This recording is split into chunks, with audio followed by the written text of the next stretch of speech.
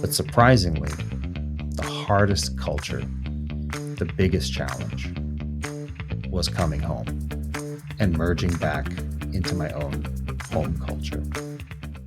Hello and welcome to the Auto Ethnographer. I'm John Stech, your host on this journey. We travel the globe to bring you stories about culture and the global automotive industry.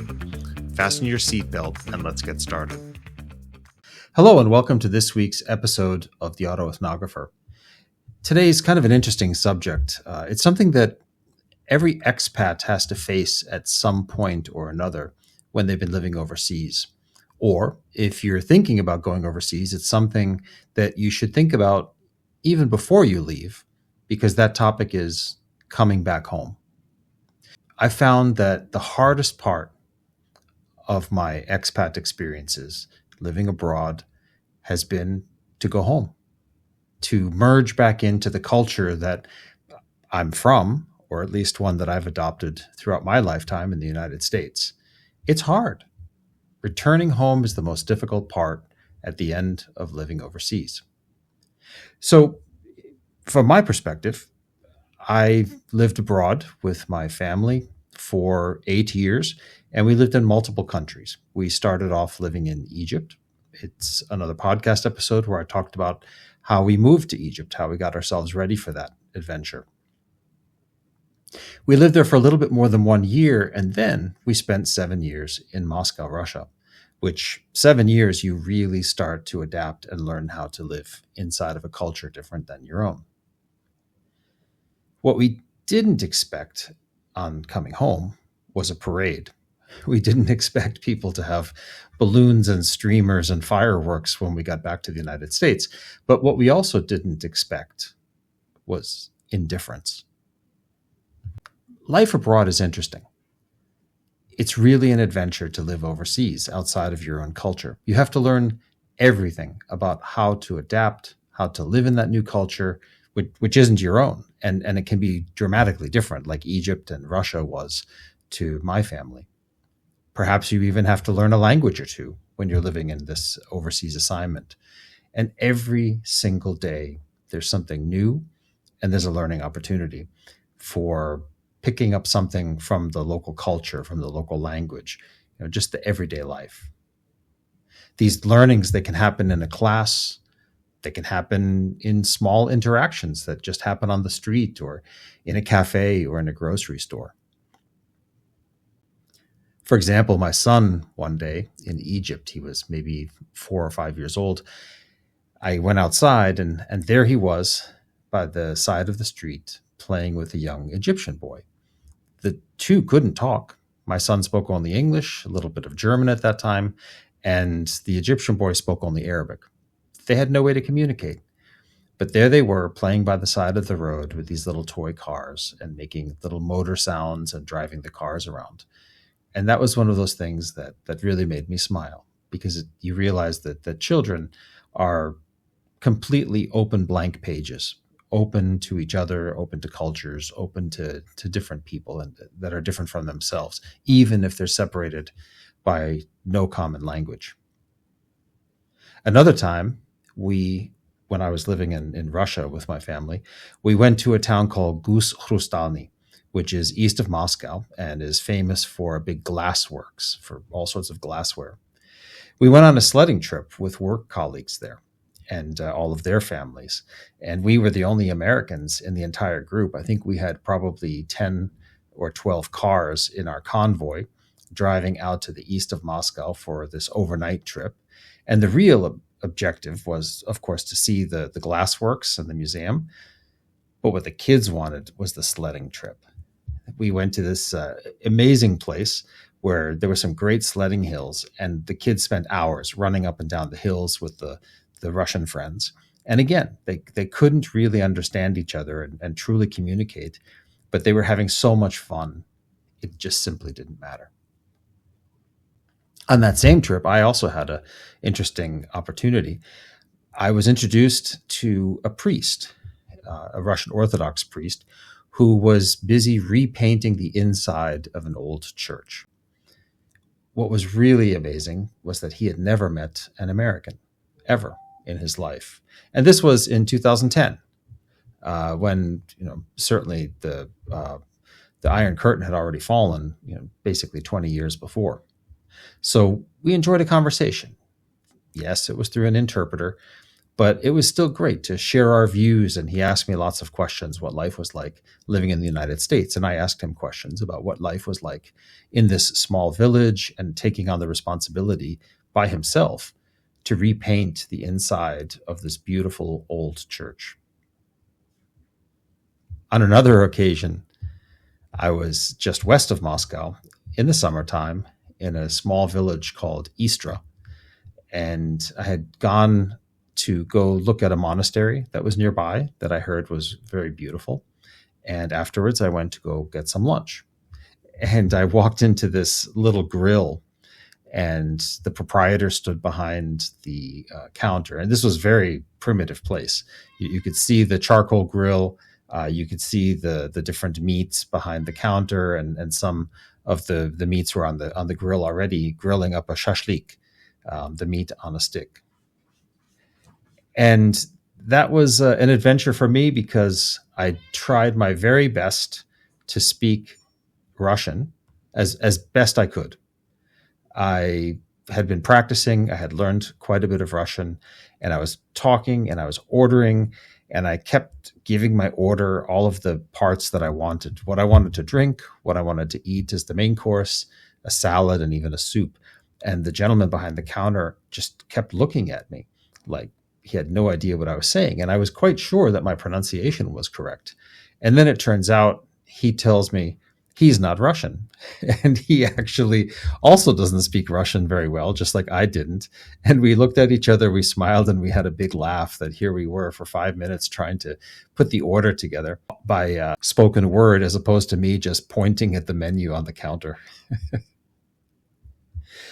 I would say one of the biggest adventures that drew me together with friends and colleagues in those two countries, in Egypt and in Russia, was actually something common. It was a brand. It was the Jeep brand, a brand for which I was responsible in both countries.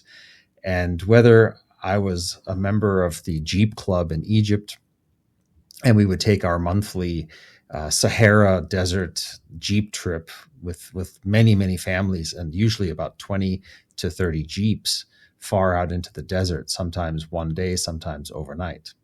And then there were other times when we did exactly the same thing in Russia. We would have 10 or 15 Jeeps loaded up with colleagues from work, and we would drive out into the forest, and we would camp overnight, sitting in the evening, grilling shashlik out in the forest, having a vodka or two, and then having lots of conversation deep into the night. And I also learned one of the most famous sayings, that the better your off-roader, the further you have to walk back to get a tractor to pull you out, of course, when you get stuck. These were the small moments that helped me understand that people around the world are fundamentally the same. We all care for and take care of and love our families. We take care of them with shelter, with food. We keep them safe, and we provide them with education and all of the nurturing that they may need, including, of course, healthcare. Maybe we look different, we wear different types of clothing, we have different beliefs, and our customs are different. We're simply not the same. But at our core, we are the same. We want fundamentally the same thing for our families. And then it was time to return to the United States. Like I said before, we didn't expect a parade, but we thought that people would at least be curious. This time, we moved to New York State. Our departure point had been Michigan, Detroit, when I had been working with Chrysler and the Jeep brand. On the way back to the United States, I had changed manufacturers. I was now working for Volvo Cars, and their office was outside of New York City in New Jersey, but we had decided to live in New York State. We had a new town, we had new schools for the children, we had new neighbors, and I had new colleagues. So for all of us, everything was new. So yes, we were back in our home country, but everything was different, and we had to relearn everything from scratch.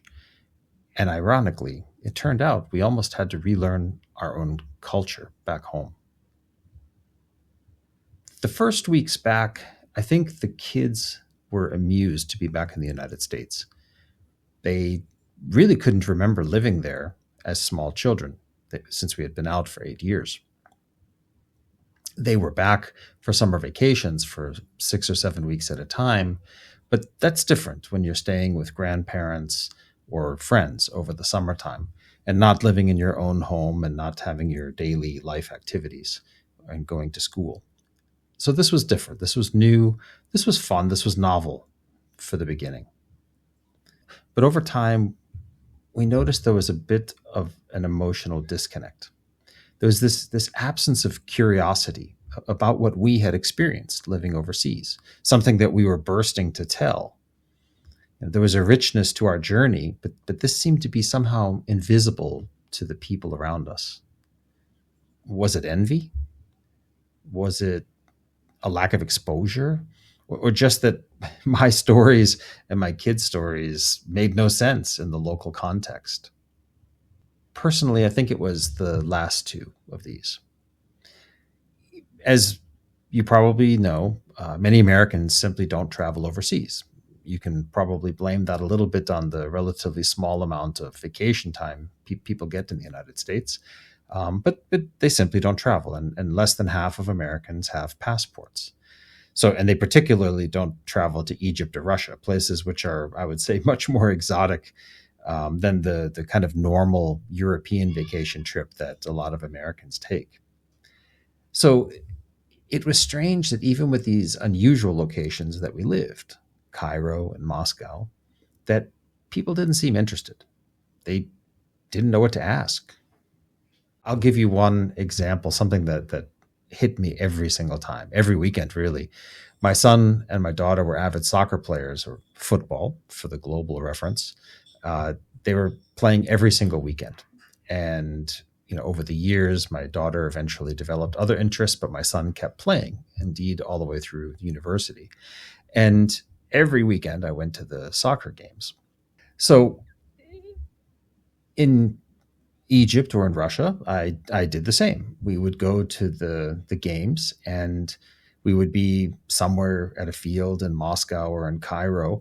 And the international parents and also local parents, they would all be diplomats or foreign and local executives, or they were working at some sort of non-governmental organization, an NGO. We spoke about geopolitical issues. We talked about global economics. We talked about international trade and all of the things that kind of that blended together into this more worldly set of topics. And then back in the United States, I went to my first couple of soccer games in the fall of 2014. And I sat down on the bench by the side of the field.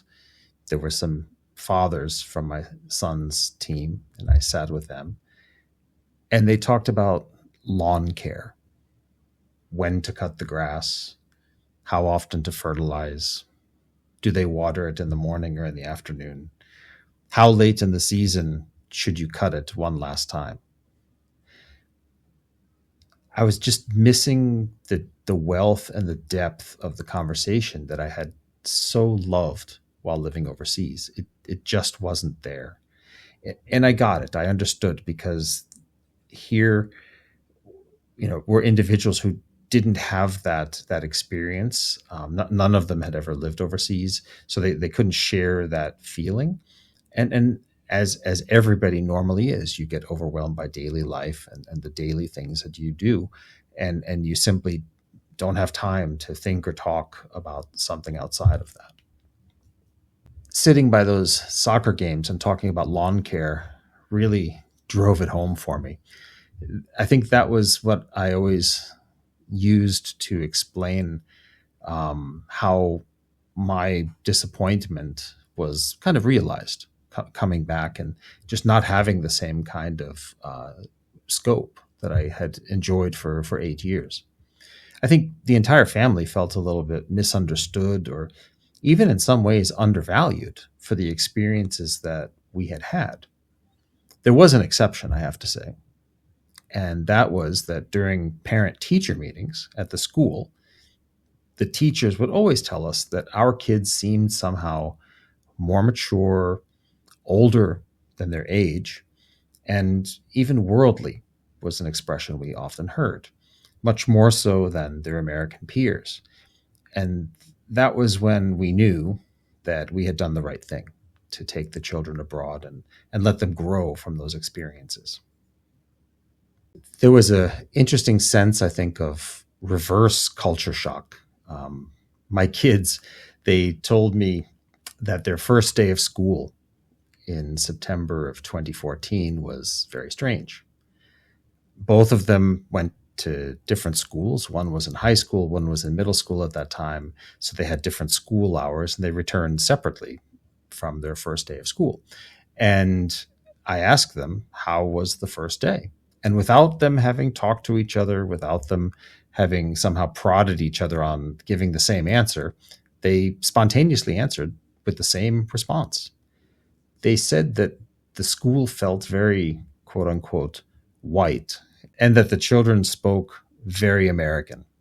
They, they were so shocked after having international school experience where they had 60 or 65 different nationalities under the roof of the school to suddenly have what they perceived as a very, very homogeneous student population. This was for them a giant shock. They also told stories later on, a few months in, that during the social studies class, for example, when you study the history of the United States, world history, and look at geography, that when it came time to pull down the United States map and identify the states on the map, my children just couldn't name many states at all, except the ones they had visited to see their grandparents back in the United States when they would visit for the summertime. However, kudos to the teachers. They pulled down the world map because my children had been a little bit, I guess, self-conscious about not understanding which states were what. So when the teachers pulled down the world map, my kids could identify just like that dozens of countries around the world on the map, where most of the other children in the classroom didn't know anything outside of the United States and probably couldn't find many of the locations that were being named by my kids. That was a moment that really showed how the different schooling, the different upbringing, and just a different worldview played into their personal developments. How to cope with this? It wasn't so easy, actually, to come back and to realize that people didn't care and to slide back into my own culture. What I had to learn to some extent was that some journeys in life just aren't meant to be validated by other people. You just had to use it to develop yourself, and it wasn't something that you necessarily had to share. It was part of your heart, part of your learning that you would keep for the rest of your days, something that you would carry and value and treasure, but you didn't necessarily have to share with other people. Again, if they don't ask, there's no need to share. One of the interesting parts was how to reroute and to grow and to reframe ourselves coming back into essentially our home culture. Interestingly, we all kind of revolted against doing it for quite some time. So just as an example, both of my children had their own car once they were in high school.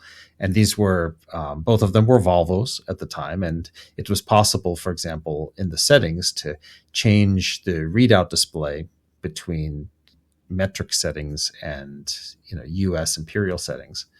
And my children for years drove around with their outside temperature indicator in Celsius. and they talked in Celsius, and they confused all their friends at school in Celsius who didn't know what Celsius was and were essentially only able to communicate in Fahrenheit, which ironically my kids were not able to communicate in because they had not lived with Fahrenheit for 8 years. That was definitely a form of protest.